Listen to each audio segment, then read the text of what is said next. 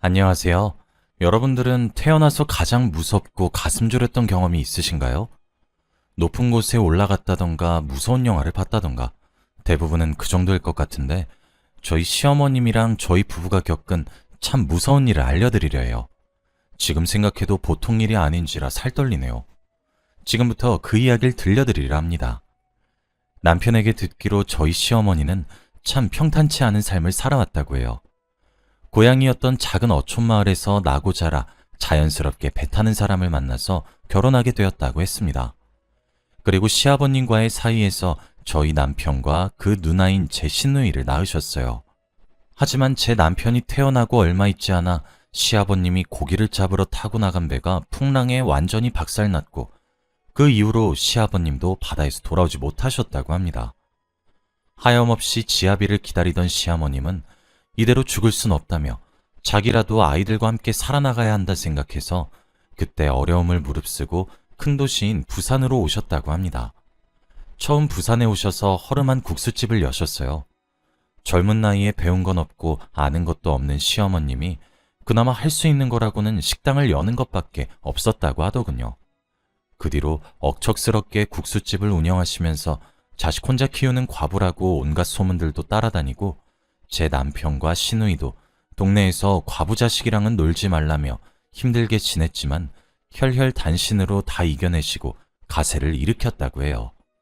시누이랑 남편도 어렸을 적부터 홀로 힘들게 일하면서 자기들을 키우는 어머니의 모습을 보고 일찍 철이 들어 공부도 열심히 해서 나름대로 괜찮은 직업에 종사를 할 수 있게 된 거래요. 시누이는 법무직 공무원으로 일하다가 변호사 남편을 만나 결혼을 했고 제 남편은 제약회사 연구원입니다.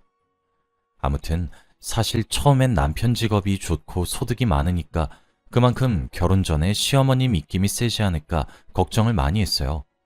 제 친구들도 주변에서 한마디씩 말을 얹더라고요. 홀어머니 아래에서 자란 거면 완전 마마보이 아니냐고. 아마 결혼해서 너보다 자기 엄마가 우선일 거라고 했어요. 그런데 주변에 그런 말이랑 다르게 결혼 전 시어머님을 처음 뵈러 갔을 때 시어머님은 단호하게 말씀하셨어요. 난 늙음하게 자식한테 얹혀 살고 그럴 생각 없어. 그래서 국수집도 계속 하는 거고. 그러니까 걱정 안 해도 된다. 뜻밖이었죠. 사실 저라도 저렇게 악착같이 돈 벌면서 자식들 성공시켜놨으면 자식들 덕 좀 보려고 할 것 같았거든요. 시어머님은 저희 결혼 후에도 국수 가게를 계속 운영하셨어요.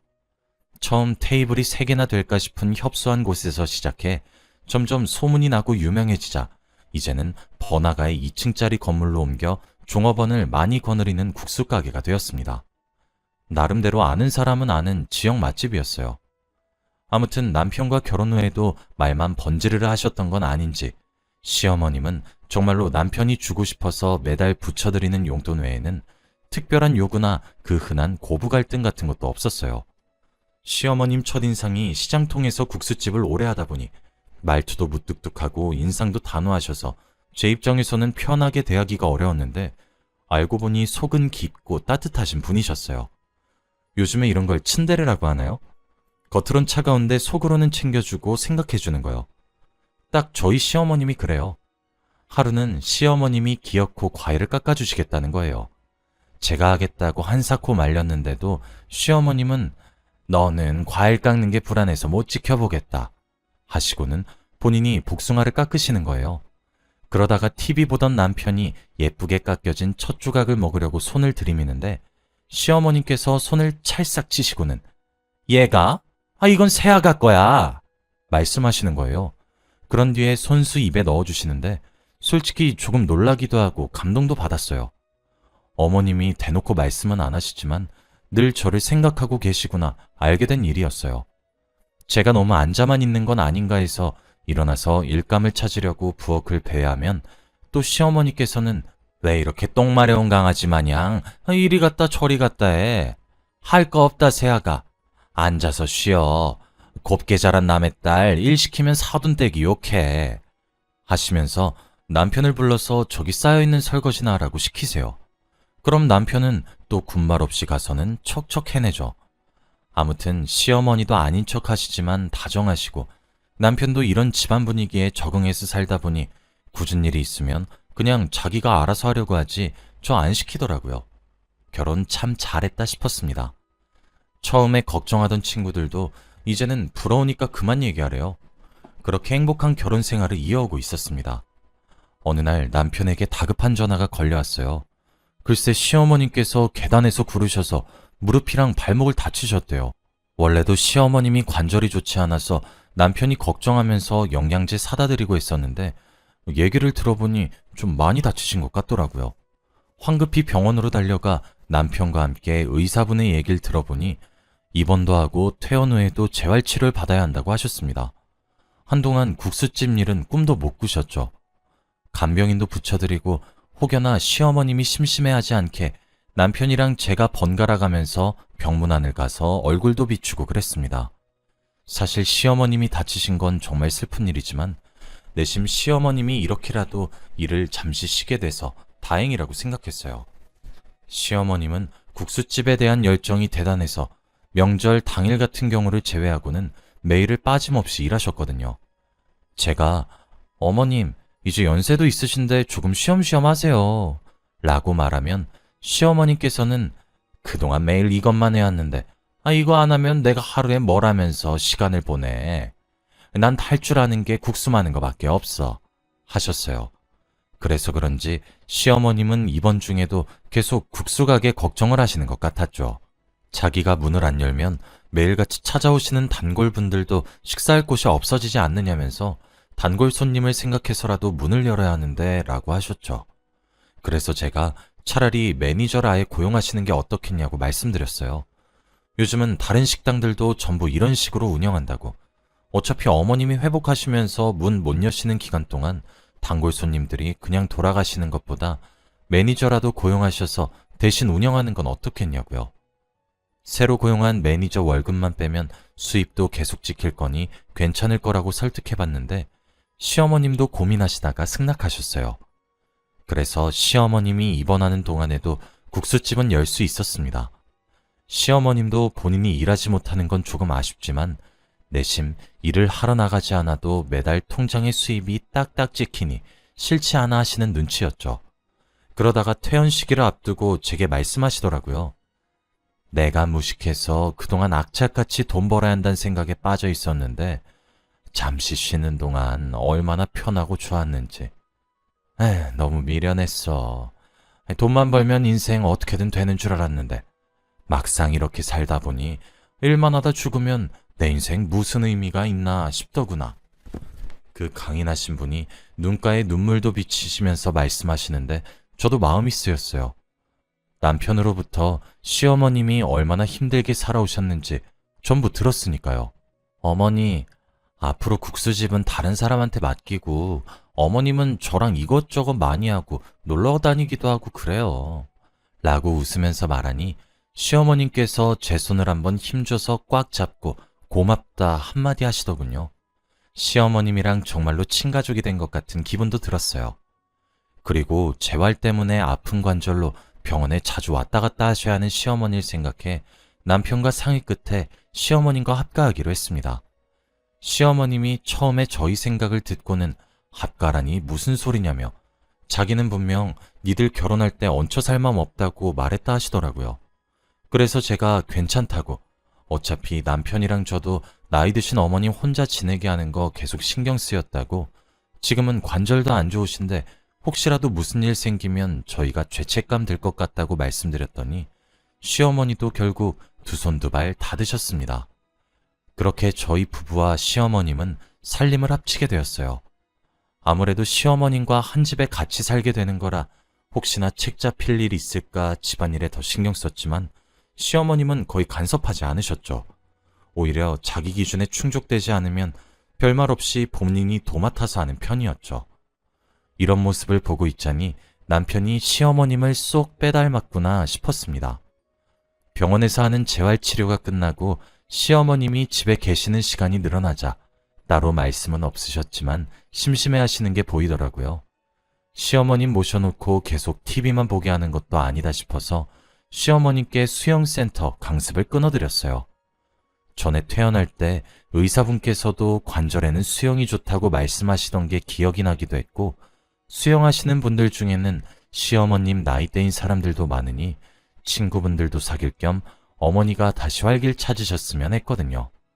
시어머님은 또 뭐 이런 걸 다 끝내면서 손살을 치셨지만 제가 수영복이랑 수모, 수경까지 새로 사다 드리고 하니 나름대로 좋아하시는 것 같았어요. 직장 때문에 제가 함께 다닐 수가 없어서 처음엔 시어머님을 혼자 보내고 혹시나 적응 못하실까 운동 배워보시는 거 처음이라 했는데 잘하실까 걱정했지만 막상 시어머님은 한번 다녀온 후로 물속에서 노는 거에 재미를 느끼셨는지 그 뒤로는 하루도 빠짐없이 수영을 배우러 다니시더라고요.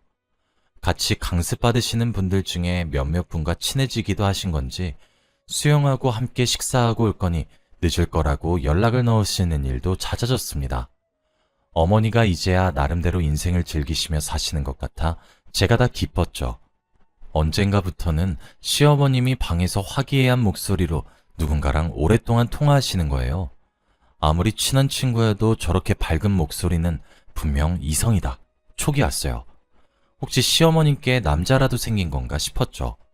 제가 통화 중에 방문을 열고 들어가면 후다닥 전화를 끊고 당황하시는 게 눈에 보였거든요. 그러다 하루는 시어머님과 오랜만에 장을 보러 갔는데 저 멀리서 걸어오는 어떤 중년 남성분이 시어머님께 인사하시는 거예요. 시어머님이 화들짝 놀라서 조심스럽게 인사하는 걸 보고 아, 저분이구나 싶었습니다. 생각보다 젊어 보이기도 했고 옷도 멀끔하게 잘 차려입으신 걸 봐서 그런지 시어머님이 좋아하실 만하다 생각했어요. 그분이 가시고 제가 슬쩍 말했어요. 어머니, 저분이에요? 아니, 뭐가? 요즘 계속 통화하시는 분이요. 아이, 그런 셈이지. 어머님이 무슨 사춘기 소녀 마냥 얼굴이 붉어지시서는 아닌 척 하는데 너무 귀여우시더라고요. 그래서 또 제가 인상도 좋으시고 어머님이랑도 잘 어울리시는 것 같아요. 하니 시어머니는 당황하셔서 제게 얘는 무슨 말을 그렇게 해? 하시면서 창피하신지 저를 두고 급하게 마트 안으로 들어가 버리시더라고요. 그런 일이 무색하게 시어머님은 이미 들킨 거 숨겨봤자 소용없다 싶었는지 그 후론 그냥 대놓고 말씀하셨어요. 사실은 서로 좋은 감정을 가지고 조금씩 만나보고 있다고요. 이게 무슨 주책이냐며 너희한테 부끄럽다 하시는데 제가 아니라고 어머님 이렇게 온전하게 자기 삶 즐기는 거 보니 좋다고 안심시켜드렸습니다. 그렇게 무뚝뚝 하시던 어머님도 사랑을 하시니 자기도 모르게 콧노래를 부르기도 하시고 아이처럼 해맑게 웃으시는 일도 잦아지셨죠. 저는 그분이 어머님이랑 만나면서 어머니께 좋은 영향을 미치고 있구나. 어머님도 전보다 더 행복해지셔서 다행이다 생각했습니다. 그렇게 시간이 지나고 어느 날 시어머님께서 저녁 식사 자리에서 폭탄 선언을 하셨어요. 얘들아, 나 그 사람이랑 함께 살련다. 평온하게 밥 먹던 저랑 남편은 깜짝 놀랐죠. 만남을 이어가시는 건 좋았지만 아예 살림을 합치실 거라고는 생각도 못했거든요. 저희가 당황한 눈으로 보니까 말을 이으시더라고요. 나도 그동안 홀몸으로 자식 키우고 하느라 많이 늙었지만 늦게나마 사랑하는 사람 만나서 둘이서 같이 살아보려고 한다. 나도 마지막에는 나 원하는 대로 좀 살고 싶구나. 어머님이 그렇게까지 말씀하시니 저와 남편은 할 말이 없어졌어요. 그날 밤 남편이랑 얘기를 해보니 남편도 무작정 반대하는 건 아니더라고요. 시어머님을 걱정하는 마음이 크다 보니 솔직히 불안하다고요. 그래서 자기도 직접 만나봐야겠다 싶어서 식사 자리를 마련했어요. 이런저런 얘기를 나누다 알게 된 사실인데 알고 보니 그분은 시어머님보다 15살 어리시더라고요. 젊어 보인 게 단순히 그런 게 아니라 그냥 진짜로 젊은 편이셨던 거예요. 아내와는 사별한 지 오래됐고 자식도 없이 그 후로 저희 어머님처럼 쭉 혼자 사셨대요. 말씀을 오래 나누다 보니 정말 좋으신 분인 게 느껴졌어요. 가슴속 깊이 저희 시어머님을 많이 사랑하고 아끼고 계시구나 다 느껴질 정도였죠. 남편도 똑같이 느꼈나 봐요. 식사 자리가 파하고 저에게 슬며시 말하더라고요. 두 분이 서로 저렇게 좋아하시는 거면 아무리 자식이어도 반대할 자격은 없을 것 같아 하고요. 그렇게 시어머님과 그분은 따로 살림을 차리게 되었습니다. 시어머님이 계시다가 사라졌다고 어쩐지 집안이 또 쓸쓸해 보였어요. 그래도 두 분이서 서로 잘 살길 바라는 마음이 더 컸습니다. 가끔씩 보고 싶을 때면 연락이나 전화도 했고, 그때쯤 저랑 남편도 직장 때문에 바빠져서 이리저리 정신 없었습니다. 무소식이 희소식이겠거니 했습니다. 시어머님도 원래 성격은 무뚝뚝하시다 보니 저희가 먼저 연락하는 게 아니면 먼저 연락을 거시지 않으셨어요. 게다가 사소한 걸로 연락하면 통신비 아깝게 왜 쓸데없는 걸로 전화라냐 하셨기 때문에 저희는 별로 신경 쓰지 않았습니다. 그렇게 한 달쯤 지났을까요? 늦은 새벽이었어요. 잠들어 있었는데 누가 저희 집 현관문을 미친 듯이 두드리는 거예요. 이 시간에 올 사람이 없는데 대체 어떤 놈인가 싶기도 하고 세상에 별일이 다 있다는데 무섭기도 해서 남편이 한 손에 골프채를 들고 나가보니 시어머님이 아니겠어요? 놀라서 문을 여니 시어머님이 힘없이 축 늘어져서는 애미야, 아범아, 살려다오 하시는 거예요. 딱 보니 상태가 안 좋으신 것 같았어요. 저랑 남편 둘 다 이 새벽에 오셔서는 왜 저러시나 많이 놀랐죠. 시간이 지나 어머님이 진정하시고 저희에게 그동안의 일을 털어놓으셨습니다. 알고 보니 시어머님과 결혼하신 그분은 조폭이었대요. 처음부터 어머님이 갖고 계신 재산이랑 부동산을 노리고 계획적으로 접근한 거였고, 결혼 후에 자기 조직의 형님이고 동생까지 다 불러들여서 시어머님을 협박해 부동산이랑 시어머님 가게를 담보로 잡아 돈을 끌어모았대요. 시어머님이 혹시라도 반항하거나 반대하면 저희 부부랑 시누이 부부 사진을 보여주시면서 혼자 죽고 싶은 게 아니라면 어디 계속 말해보라고 저희 목숨을 가지고 협박했다고 하네요. 그동안 계속 감시당해서 너희에게 연락도 못하고 밖에도 못 나가다가 오늘은 무슨 패싸움이 있는 건지 외국 놈들이랑 무슨 거래를 한댔는지 항구로 나갔다면서요. 그래서 그 사이에 목숨을 걸고 몰래 도망쳐 나왔다고 해요. 시어머님이 자기가 배운 게 없어서 그놈들이 무슨 영어로 된 뭘 팔러 나간다고 하던데 잘 모르겠다면서 무식해서 미안하다고 하시더라고요. 콜라 이름 비슷한 뭐였는데 도저히 모르겠어. 무식이 죄다 죄. 미안하구나. 그 얘기를 듣더니 남편이 얼굴이 사색이 되어서는 당장 경찰에 신고해야 한다며 전화기를 들더라고요. 제가 뭔데 그러냐고 보채니까 아무래도 법으로 금지된 약물을 밀거래하는 것 같다면서 생각보다 큰일인 것 같다면서요. 자기 친구 중에 강력계 팀 반장이 있으니까 빨리 신고해야 할 것 같다고요. 금지된 약물이란 얘기에 저와 시어머님도 소름이 돋아 그대로 굳어 있었어요. 남편의 빠른 신고 덕에 특수반이 출동했고 저희 어머님 얘기를 듣고는 혹시 모르니 형사를 몇 명 보내서 지키겠다는 소리까지 듣고서야 조금 안심할 수 있었습니다. 나중에 형사분께 전해 들으니 다행히 현장에서 한 명도 빠짐없이 다 검거되었다고 합니다. 실제로 금지된 약물을 거래하는 현장이 맞았고 빠르고 정확하게 신고해준 덕에 무사히 검거할 수 있었다고요. 보통 중죄가 아닌데다가 다들 조직폭력배라 초범이 아니라 그런지 감옥에서 오래오래 썩다가 나올 거니 걱정 말라고 해주셨어요. 시어머님은 그 소리를 듣고 나서야 이제야 마음이 편해졌다는 듯 작게 한숨을 내쉬셨습니다. 그리고 우시면서 말씀하시더라고요. 내가 참 주책이었어. 이렇게 가슴 떨리는 게 언젠가 싶어서 나도 모르게 빠져들었는데 그런 놈이었을 줄이야. 얘들아, 너희에게도 쓸데없이 걱정 끼쳐서 미안하구나. 어머니야말로 협박당하시고 많이 무서우셨을 텐데 시어머님이 자책하시는 걸 보니 제 마음이 더 아파왔어요. 아니라고 시어머님 덕에 그런 놈들도 잡고 경찰분들은 고마워하신다고 비록 상처 입으셨지만 저희랑 즐겁게 여생 보내면서 지워가면 된다고 두 손 꼭 잡아드리며 말씀하시니 저를 안고 엉엉 우셨습니다. 시간이 지나 시어머님은 예전처럼 활기를 되찾으셨어요. 저랑 맛있는 것도 먹으러 다니고 공기 좋은 곳에 바람 쐬러 가볍게 여행도 다녀오고 그렇게 마음 편히 인생 즐기면서 사세요. 상처는 누구나 입지만 어떻게 하느냐에 따라서 빨리 낫기도 곪기도 하는 것 같아요. 시어머님은 빠르게 회복하시고 훌훌 털어내셔서 다행입니다. 여러분들도 여러분만의 상처가 있다면 빨리 아물어서 행복을 되찾으시길 바랄게요. 사연 들어주신 모두들 감사합니다.